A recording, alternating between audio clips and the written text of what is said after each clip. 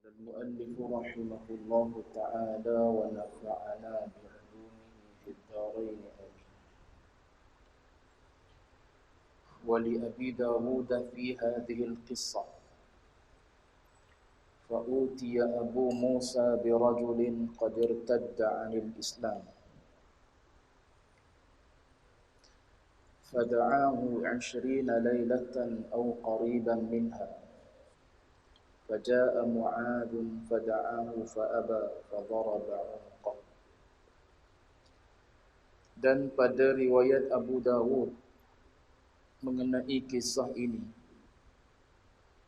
maka dibawa kepada Abu Musa seorang yang telah murtad, yakni meninggalkan agama Islam. Lalu disuruhnya bertaubat dengan memeluk Islam semula selama kira-kira 20 malam. Kemudian datang Mu'adz serta menyuruhnya juga bertaubat, tetapi orang itu enggan, lalu dipenggal lehernya. Tuan-tuan muslimin, muslimat sedang jemaah yang dirahmati Allah sekalian, alhamdulillah, pertama dan selama-lamanya kita panjatkan puji syukur kepada Allah dengan izin taufik hidayah Allah Ta'ala jua. Pada malam ini kita sambung lagi bacaan kitab Mastika Hadis. Kita berada pada bab wajib menjaga jangan rosaknya iman dan Islam. Kita sedang melihat implikasi ataupun natijah, kesan daripada perbuatan seorang yang murtad, seorang yang keluar daripada agama Islam. Bicaraan kita berkenaan dengan orang yang asalnya Islam, kemudian dia keluar daripada Islam.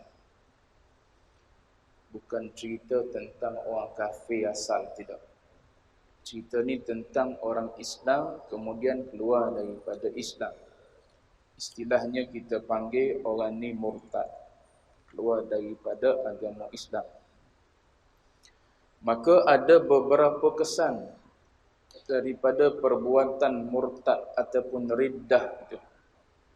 Yang pertamanya ialah orang murtad tidak harus dibiarkan dalam keadaan riddahnya, dibiarkan dalam keadaan murtadnya, melainkan hendaklah pihak yang berkuasa, yakni kerajaan, menyuruhnya bertaubat kembali kepada Islam.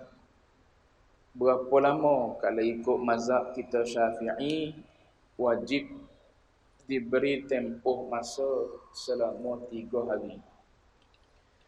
Dalam hadis yang kita baca tadi, 10 hari, 10 malam. Cuma dari sudut wajib yang tu sepakat ulama. Jumhurlah, boleh katakan pendapat sebahagian besar ulama mengatakan wajib disuruh orang yang murtad tadi bertaubat semula kepada Allah Ta'ala. Tapi benda khilaf ada juga di kalangan ulama. Antaranya ialah Imam Abu Hanifah, mazhab Hanafi, tak mewajibkan pun. Bahkan bagi dia yustahab, sunat dia, suruh orang tersebut bertaubat. Sebab apa? Sebab bagi dia, orang yang asalnya Islam kemudian dia murtad, dia dah tahu dah tentang Islam tu betul salah. Dia dah tahu dah keluar daripada agama Islam itu tak dibenarkan. Sebab tu bagi dia sunat dia suruh orang yang murtad tu supaya bertaubat. Cuma bagi mazhab kita Syafi'i wajiblah bagi seorang pemerintah itu menangguhkan hukuman penggal leher orang yang murtad ini selama 3 hari. Lepas tu Panggillah, saya sebutlah dalam pertemuan yang lepas, siapa-siapa yang boleh bagi kaunseling pada dia. Sama ada agamawan ko, ataupun kalau dia murtad dalam agama Kristian, dia masuk Kristian. Maknanya ada orang Kristian yang dah keluar daripada Kristian masuk Islam. Panggil orang tu, biar bercakap dengan dia. Kenapa tak cerdik sangat ni? Aku daripada Kristian masuk Islam. Mu daripada Islam keluar masuk Kristian. Panggil orang tu, biar bercakap dengan dia, biar berdebat dengan dia. Suruh dia kembali semula kepada Islam. Itu tanggungjawab pemerintah, siapa yang berkuasa. Boleh jadi kita jabatan agama lah. Perintah daripada mahkamah. Cuma nak sebut sininya ialah, yang pertama implikasi dia ialah, bila seseorang itu murtad, maka tak boleh dikekalkan dalam keadaan murtad gitu. Biar dia duduk dalam keadaan murtad.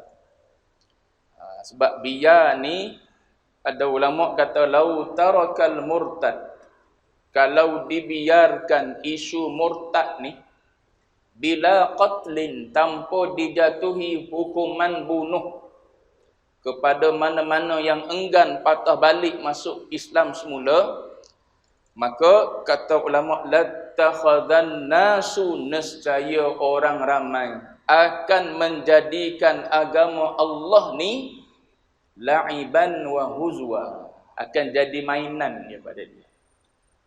Berasa nak masuk Islam, masuk Islam. Sebab apa? Nak kahwin contoh. Boring dah dia kata kahwin orang Islam, cerah. Masuk agama asal dia semula, ataupun balik pada Kristian, balik pada Hindu. Sebab apa jadi gitu? Sebab tak dilaksanakan hukuman bunuh. Itu kata ulama, maka agama Allah ini akan jadi huzwan wa la'ibah, akan jadi barang mainan. Orang pandang mudah. Apatah lagi masuk agama Islam, bukan susah pun. Bersyahadah ya. Boleh jadi senda mempersenda je pada dia. Alah, bukan susah. Boleh kata aku mengucap masuk Islam balik. Kalau aku keluar pun aku mengucap aku masuk Islam balik. Dia jadi persendaan. Bila tak ada tindakan atau tak ada hukuman daripada pihak pemerintah. Jadi mana-mana pemerintah yang naik, ini salah satu benda yang perlu dilaksana untuk jaga agama. Kalau tak buat benda ni, agama Islam dipermain-mainkan. Bukan setakat oleh orang Islam, orang kafir, lebih-lebih lagi lah. Orang Islam sendiri pun akan mempersendakan agama dia. Disebabkan oleh jahilnya. Baik. Jadi natijah yang pertama, tak boleh biar orang yang murtad ni. Ada je kes murtad, panggil. Suruh dia bertaubat. Bagi tempoh pada dia 3 hari. Kalau mu tak taubat dalam tempoh 3 hari, bagi tahu dia hukumannya penggal leher. Mati, pilih nak mati ke nak patah balik semula kepada Islam.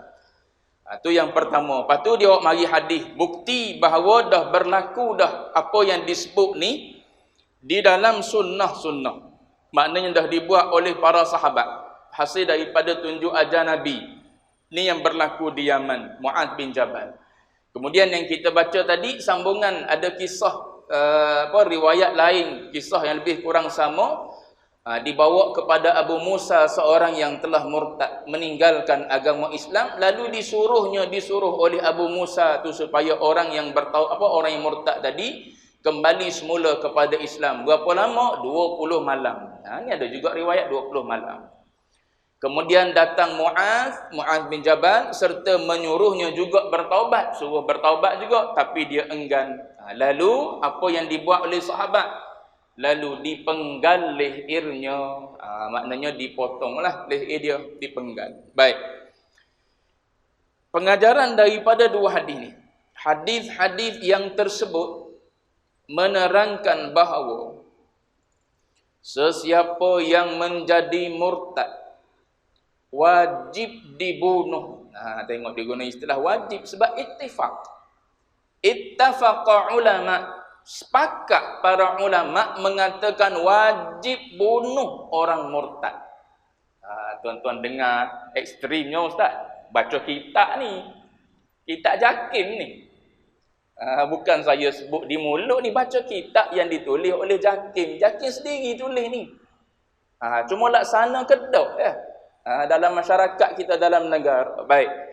Ittafaqal ulama, ulama sepakat wajib bunuh orang yang murtad. Ambil mana ni wajib ni? Bukan ulama sembang ni, ambil daripada sabda Nabi. Nabi kata apa?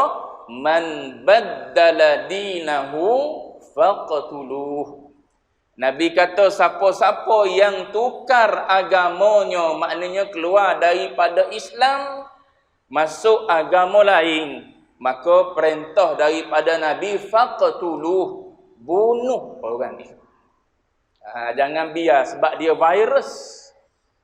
Dia virus ibarat seperti virus Covid duk merebak dalam negara tak nampak. Benda murtad ni bukan benda nampak, tak nampak sebab dia melibatkan i'tiqad. Kita bercakap dengan mulut boleh murtad, seorang-seorang pun boleh murtad. Tak semestinya ada orang depan kita barulah kita jatuh murtad, tidak. Kita seorang diri kita. Perbuatan kita seorang diri kita boleh jadi murtad. Dah kalau kita tak mengaji, kita pun tak tahu kita jatuh murtad ataupun tidak. Na'udzubillah. Nanti depan disebut beberapa contoh. Contoh perkataan, contoh perbuatan, contoh i'tiqad. Supaya apa? Supaya kita tak terjebak dengan murtad ni, terkeluar daripada agama. Jadi ittafaqal ulama, ulama sepakat berdasarkan kepada hadis tu lah. Lepas tu ada hadis satu lagi yang dah disebut dah. 3 jenis manusia yang halal bunuh. Salah satu daripadanya yang murtad. 2 lagi ialah as-sayyibuz zani. Orang yang pernah kahwin dah berzina pula. Hukuman dia bunuh juga. Bunuh dengan hak, bunuh dengan sebenar. Kita bunuh tu itulah pahala dan kebajikan. Tak bunuh, tak laksanakan bunuh, itulah dosa dia. Sebab bunuh tu dibenarkan oleh agama, dibenarkan oleh pemilik kepada agama Islam ni, iaitu Allah Ta'ala. Salah satu daripadanya ialah lelaki yang pernah berkahwin dah kahwin molek dah merasai hubungan suami isteri secara halal dah, tapi berzina lagi. Itu satu. Yang keduanya bunuh jiwa manusia. Maknanya orang yang membunuh, hukuman balas dia ialah bunuh balik orang yang membunuh tu. Itu secara umum je lah saya sebut. Apa yang perincian tu dalam kitab fiqh lah. Cuma salah satu daripadanya ialah orang yang murtad. Itu yang ketiga. Maknanya 2-3 dalil yang saya sebutkan tadi itu ulama mengatakan wajib dibunuh orang yang murtad ni. Bahkan kata ulama ijma'.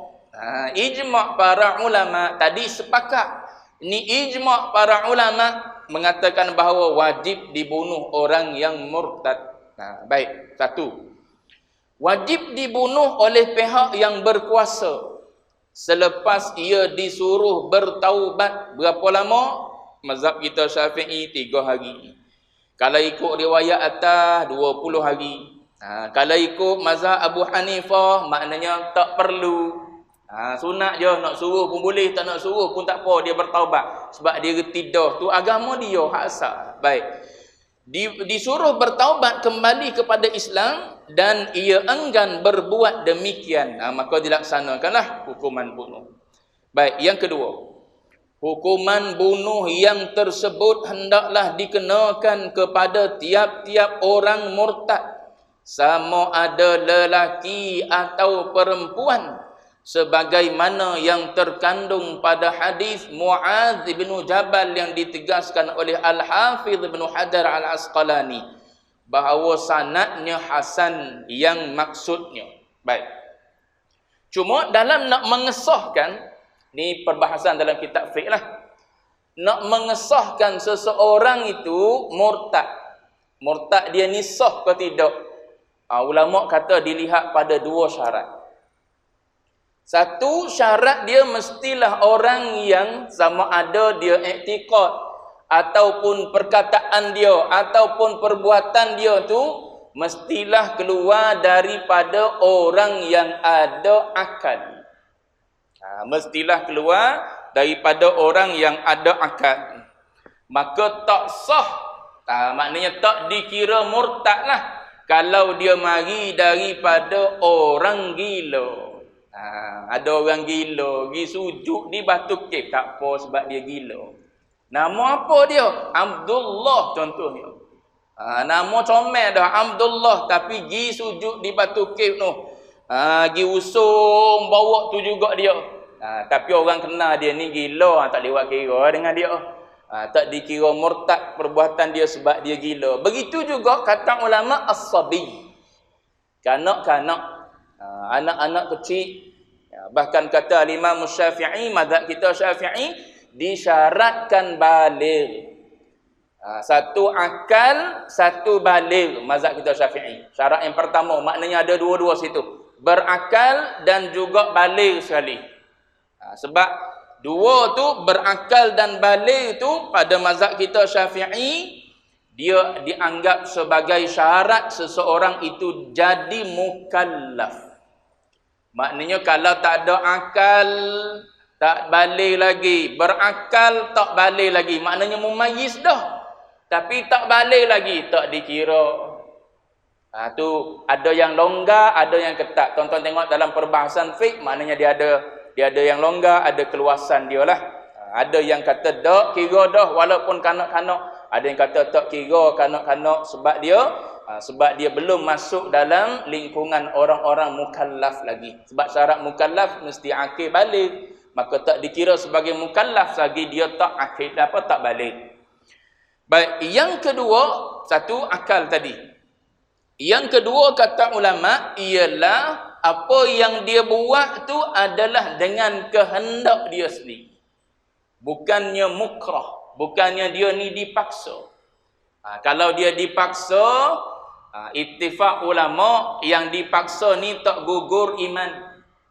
Dia dipaksa supaya dia murtad.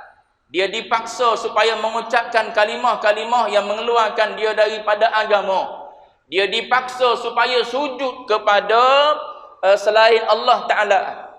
Maka yang ni ittifaq ulama, kalau dalam hati dia tetap tenang dengan iman, maka walaupun lisan dia kata perkataan kufur, perbuatan zahir dia buat benda kufur, dia tak terkeluar daripada Islam. Kalau dia buat tidak dengan kehendak dia. Tapi kalau dia buat dengan ikhtiar dia, dengan sukarela dia, maka barulah sah perbuatan murtad tadi. Baik. Lepas tu, kalau orang mabuk, orang mabuk macam mana? Dia bercakap benda-benda yang kufur, boleh menyebabkan murtad. Dia mabuk. Tu perbahasan ulama dua. Ada ulama kata jatuh kalau dia sengaja mencari mabuk. Lepas tu perbahasan dia lebih luas lagi. Ada yang kata jatuh, ada yang kata jatuh. Cuma ada ulama kata jatuh kalau dia sengaja memabukkan diri dia, lepas tu dia bercakap benda-benda yang memurtadkan, ataupun dia buat benda yang murtad. Baik. Tadi. Jadi lelaki dan perempuan yang murtad, hukum dia sama, bunuh dua-dua. Lelaki murtad membunuh, perempuan murtad membunuh. Sandar dia ada hadis Nabi. Hadis daripada Mu'adz bin Jabal. Kata Ibnu Hajar Al-Asqalani, hadis ni hadis hasan. Maksud hadis tu, tak kala Rasulullah sallallahu alaihi wasallam mengutusnya ke negeri Yaman, utus Mu'adz bin Jabal. Baginda sallallahu alaihi wasallam bersabda kepadanya, Nabi kata, mana-mana lelaki yang menjadi murtad, yakni meninggalkan Islam, maka suruhlah dia bertaubat kembali kepada Islam. Jika ia kembali kepada Islam, bebaskanlah dia. Dan kalau tidak, maka penggallah lehernya. Dan mana-mana perempuan yang menjadi murtad meninggalkan Islam, maka suruhlah dia bertaubat kembali kepada Islam. Jika ia kembali kepada Islam, bebaskanlah dia, dan kalau tidak, maka penggallah lehernya. Serupa. Berdasarkan pada hadis ini, serupa saja antara lelaki dan perempuan. Hukuman dia adalah bunuh. Hukuman yang dinyatakan oleh hadis-hadis yang tersebut telah pun dijalankan oleh sahabat-sahabat Rasulullah. Di antaranya Sayyidina Abu Bakar As-Siddiq, Sayyidina Umar dan Sayyidina Ali. Itu yang Abu Bakar memerangi golongan apa? Murtadin di zaman dia. Golongan enggan mengeluarkan zakat, mengatakan zakat tak wajib, terkeluar daripada agama. Salah satunya depan nanti disebut Sayyidina Umar bin Al-Khattab dan juga Sayyidina Ali radhiyallahu anhum semasa pemerintahan masing-masing. hukuman yang tersebut tidak sekali-kali bertentangan dengan dasar kebebasan beragama atau dasar la ikraha fid din. Tidak ada paksaan dalam agama yang ditegaskan oleh Allah Ta'ala dalam Al-Quran, kerana tidak ada hubungannya sama sekali dengan soal orang murtad. Soal orang murtad dan soal kebebasan beragama adalah dua masalah yang berlainan. Saya sebut dah contoh itu.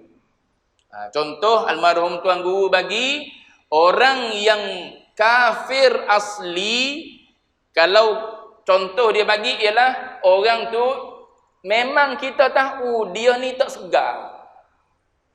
Tak segar. Kalau dia berjalan, dia tak berjalan atas jalan raya. Dia berjalan dalam longkang. Duduk dalam longkang. Kita tengok dia pun kita tahu. Dia ni gila. Orang tak kira dengan dia. Macam mana dah dia suka berjalan dalam longkang. Sambil-sambil tu duduk kutip sampah-sampah yang ada dalam longkang tu. Suka bermain dengan air ca. Air ca tahu tak? Air longkang tu lah. Dia suka. Padahal kotor air tu. Bukan jernih pun. Tapi sebab orang tahu dia gila. Orang tak peduli pun. Tapi kalau kita tengok orang ni memang orang baik. Orang segar. Sehat molek-molek, akal dia waras. Kita bertemu dengan dia tiap-tiap masa, dia berjalan atas jalan raya biasa ya. Satu hari kita tengok dia berjalan dalam longkang. Kalau orang macam ni kita kena tariklah tangan dia. Kenapa jadi gini? Mamai kau mabuk kau apa kau kena tarik tangan dia, tanya sebab apa. Sebab dia asal orang Islam. Tiba-tiba dia keluar daripada Islam. Yang ni yang dikira murtad ni. Kena ambil cana dengan ini. Ada pun yang kafir asli, memang dia kafir asli dah. Jadi dua tu berbeza kes. Yang pertama tu yang duk jalan dalam parit, dalam longkang je. Yang ni yang ayat Quran kata la ikraha fid din ni, tak paksa. Kalau dia nak masuk, dia masuk. Dia tak nak masuk, pulang pada dia. Pas nak masuk Islam ni bukan susah pun. Kadang-kadang orang mengkaji sendiri. Orang baca buku sendiri, dia tengok orang Islam ni apa? Duduk beramal dengan amalan-amalan Islam, nampak harmoni je. Duduk mari masjid, pakaian pun sopan. Dalam bulan Ramadan puasa pula. Dia pun kaji, tengok puasa ni banyak dari sudut kesihatannya contoh. Dia mari berminat dengan Islam. Dia pun mari baca buku, kaji tentang Tuhan, kaji tentang tentang pencipta. Jiwa dia pun rasa tenang dengan dengan kajian dia tersebut. Maka dia yakin ada pencipta, mana ada makhluk, mana ada alam ini terjadi dengan sendirinya. Kalau pergi kepada tuan-tuan mengaji dalam Usuluddin. Kalau tanya hukum adat, ada kepada hukum adat yang terjadi dalam adat kebiasaan kita ni? Adat ni bukan adat resam ni, adat kebiasaan yang berulang dalam kehidupan kita ni, adakah yang terjadi tanpa ada pembuat? Tak payah pergi ke hukum syarak lah, kita pergi ke hukum adat dia. Ada tak kebiasaan dalam adat kita seharian duk berulang dalam hidup kita ni, ada benda yang berlaku terjadi tanpa ada penjadi? Adat kata tak ada. Tak ada tu mustahil tu. Mustahil pada adat benda berlaku, benda terjadi tanpa ada pencipta. Maka lawan dia lah, wajib pada adat ada benda yang menjadikan.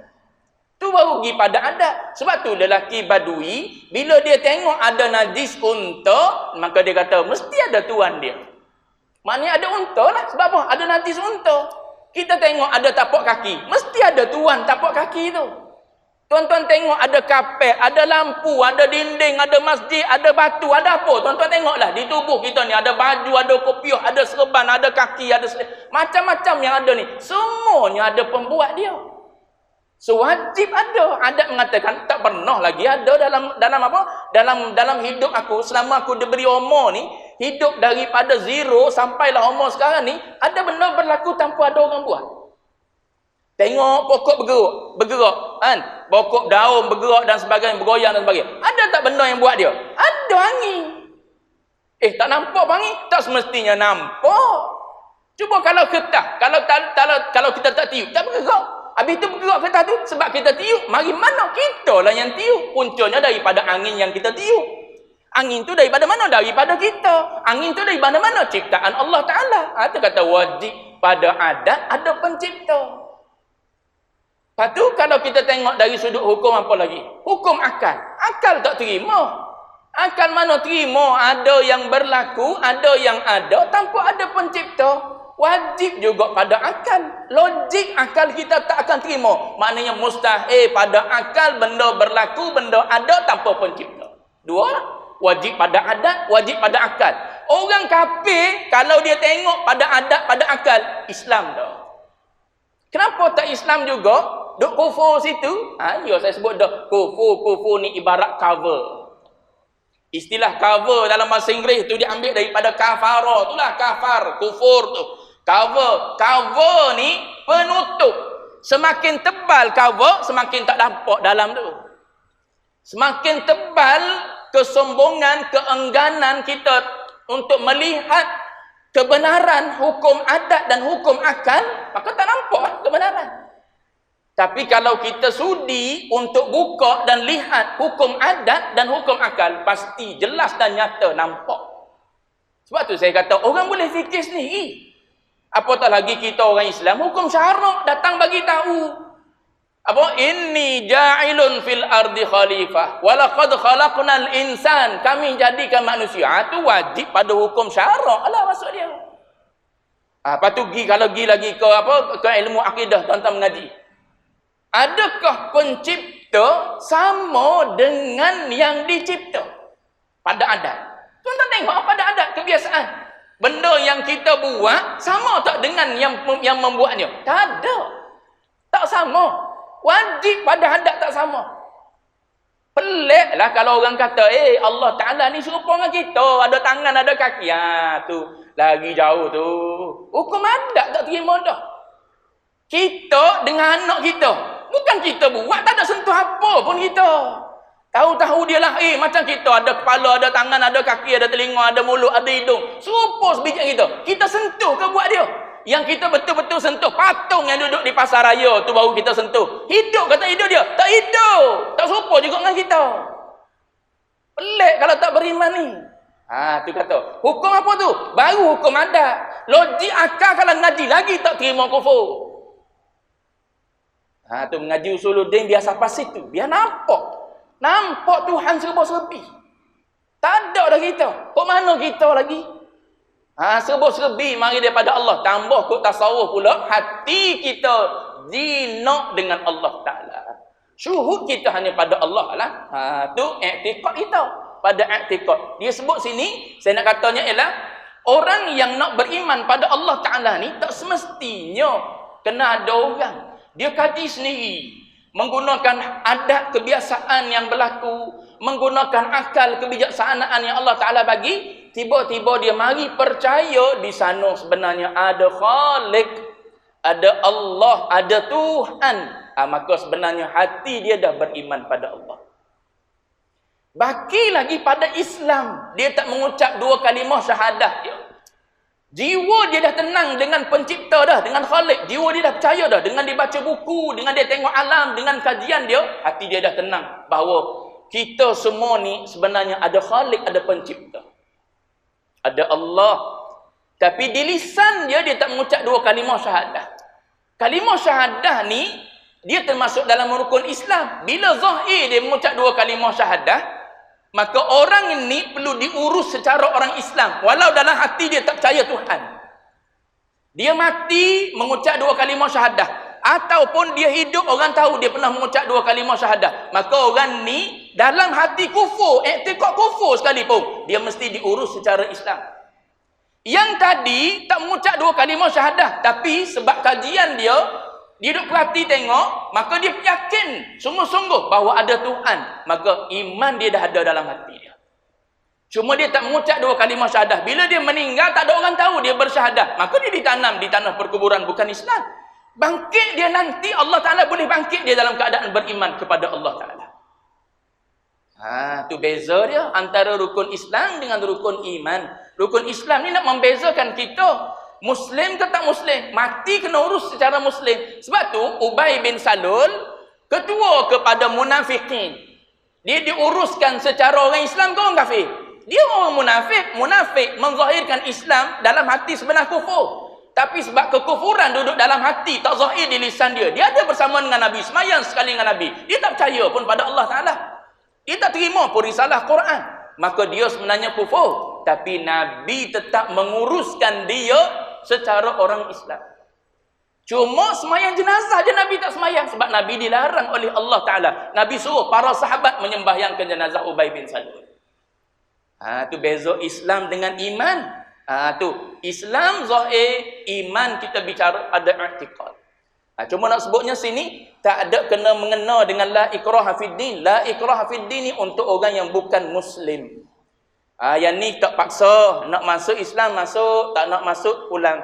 Tapi yang dah Islam dah, maka yang ni kita kena paksa. Tu yang bermain dengan hukum akal, hukum adat semua sekali tu.